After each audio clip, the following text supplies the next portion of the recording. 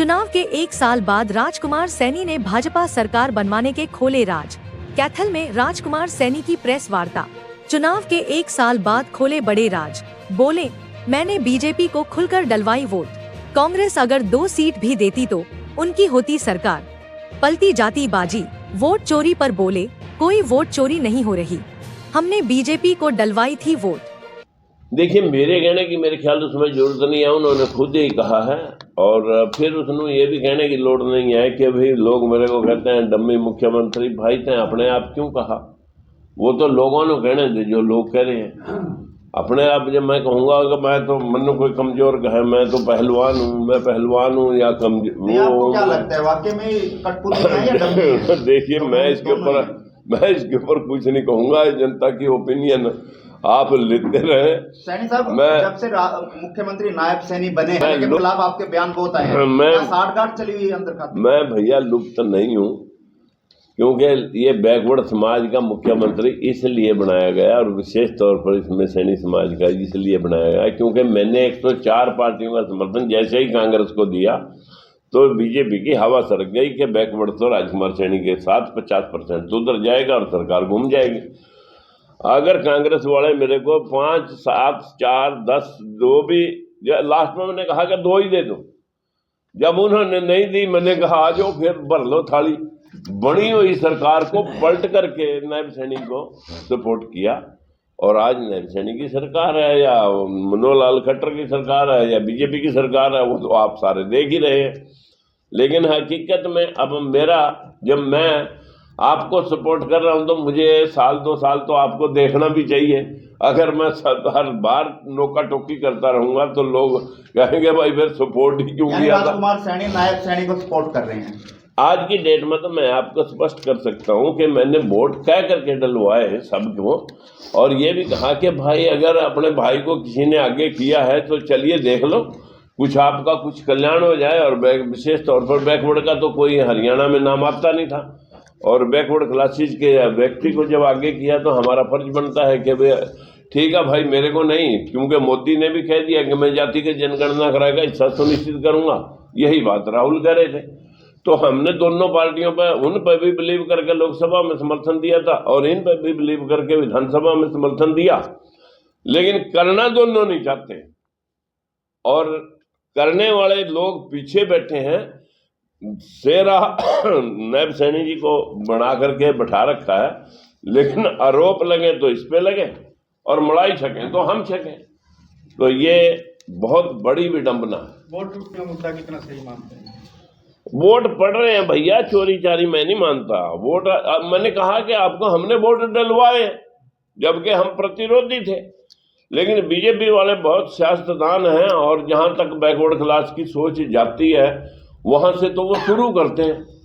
उन्होंने राजकुमार सैनी को किसी भी तरीके से पीछे हटाने के लिए एकदम पलटी मार करके, जिसको टिकट देने में भी संकोच कर रहे थे, तो एकदम पलटी मार करके उसे मुख्यमंत्री बना देना कोई छोटा काम थोड़ी है। तो ये सेटिंग की राजनीति कब तक चलेगी?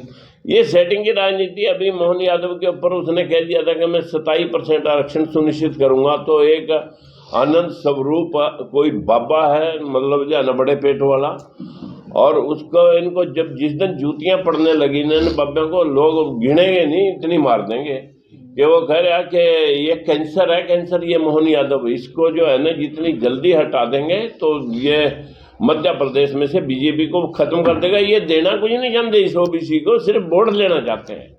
इस वास्ता पीड़ा है भाई निचले तबके के लोग। जबकि अंग्रेजों ने जब देश के अंदर ये बात कही थी कि जब तक सबको साथ लेके देश में आगे नहीं बढ़ेंगे, तब बलीराम हेडगेवार ने क्या कहा था कि तिल्ली तंबोली भटकुण भटका जगह पार्लियामेंट में हल चलाएंगे। ये तो इनकी मतलब जो है ना, अटल बिहारी वाजपेयी ने कहा था ये मुलायम सिंह और कांशीराम तो मेरे पाँव के कांटे हैं। जब ये लोग मतलब इस फितरत से रखते हैं विचार, तो देश को ये आगे बढ़ाना दोनों चाहते हैं। देश तब आगे बढ़ेगा जब यहाँ देश के अंदर काम करने वाले लोगों के हाथ मजबूत होंगे, उनके पास रोजगार होंगे, उनके पास उनकी जेब में 10 रुपए होंगे। वो मार्केट में से सामान खरीदने जाएंगे तब इंडस्ट्री का सामान बिकेगा। इंडस्ट्री सामान बिकेगा तो इंडस्ट्री डेवलप होगी, इंडस्ट्री डेवलप होगी तो और इंडस्ट्री आएगी, लोगों को रोजगार मिलेगा। ये तो साइकिल था हमारे, तो धर्म के नाम पर इस देश का साइकिल तोड़ दिया, चेन तोड़ दी। तो नायब सैनी आपकी विचारधारा को सपोर्ट तो नहीं करते, मंदिर मंदिर जाते हैं, आपने पिछली बार भी कहा था। मैंने आपको ये बात कही कि लोगों को कुछ ऐसा लगा, मैं जब इंद्री में चुनाव लड़ रहा था तो लोगों ने प्रेशर लगा दिया कि आपकी वजह से ये हारेंगे। मैंने कहा भाई मैं तो अपनी पार्टी की लड़ाई लड़ रहा हूँ, विचारधारा की लड़ाई लड़ रहा हूँ। बोले जी आप हमारे कहने से तो इस वक्त आप जो है ना ओबीसी के चीफ मिनिस्टर को बन जान दो, आप ओबीसी की लड़ाई लड़ रहे हैं और ओबीसी का चीफ मिनिस्टर एक पार्टी बनाने जा रही है तो आप सपोर्ट कर दो। मैंने कहा भाई अगर ओबीसी का भला होता हो जिसको सभी सरकारों ने निचोड़ा है तो मैं कर देता हूँ। तो मैंने अपने सारे कैंडिडेट वापस ले करके और बीजेपी के नायब सैनी आए थे मदद मांगने राजकुमार? नहीं मेरे पास मैं किसी के कहने से थोड़ी किसी को सपोर्ट करता हूँ। मैं विचारधारा पे काम करता हूँ। सर बिहार चुनाव जो चल रहा है, देखिए मैं अंतर्यामी तो वैसे हूँ नहीं, लेकिन नायब सैनी के बनने से पहले मैं 2 महीने पहले कह गया था जीतवा, मैं कहा भाई अभी जितना टाइट करेंगे हम चाबी तो तेरे को ये पहले अध्यक्ष बनाया। जैसे ही मैंने नायब सैनी के बारे में मतलब थोड़ी सी वो बात रखी तो इसको अध्यक्ष बनाया, और इन द मीन वाइल जो है ना मैं कहा 2 महीने में उन्होंने चीफ मिनिस्टर यही बनाएंगे। अगर कांग्रेस वाले समझदार होते तो राजकुमार सैनी को साथ लेकर के अपनी सरकार बना सकते। उनके दिमाग में ये था कि हम तो बड़े हैं, उनके घोड़े सजे सजाए रह गए और जो है ना बांस बरेली बिक लिए। तो मेरा ये कहना है कि मैं विचारधारा पे काम करता हूँ, क्योंकि मोदी ने भी ये बात कही कि मैं भी जातिगत जनगणना कराने का पक्ष ले लिया है।